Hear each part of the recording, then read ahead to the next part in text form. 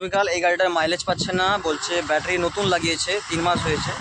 তো আমি তোমাদের এর মাইলেজ না পাওয়ার কারণ দেখিয়ে দেবো। বিশেষ করে আমি প্রথমে দেখবো ব্যাটারিগুলো ঠিক আছে নাকি, তারপর দেখাচ্ছি ব্যাটারি কীভাবে মেপে দেখাতে হয় বা কীভাবে ব্যাটারিটা কন্ডিশন দেখাতে হয়, একদম অ্যাকুরেট দেখিয়ে দেবো। এটা এরকম একটা মাল্টিমিটার নেবেন।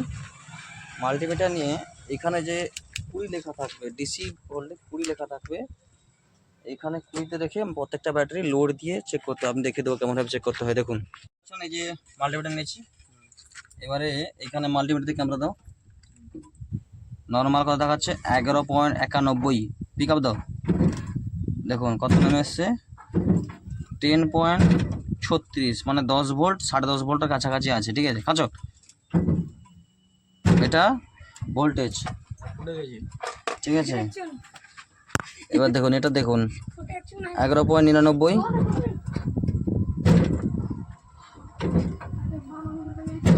এটা ইস্টম্যান কোম্পানির ব্যাটারি, নতুন কন্ডিশনার ব্যাটারি, তাও ব্যাটারির লাস্ট এই যে পিছনে দুটো চেক করবো কত আছে 12.6।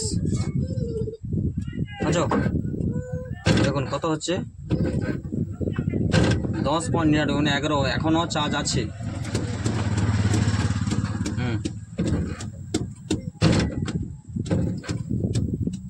ওই ব্যাটারি দুটো প্রবলেম আছে, যে ওই দুটো ব্যাটারি প্রবলেম আছে। ঠিক আছে।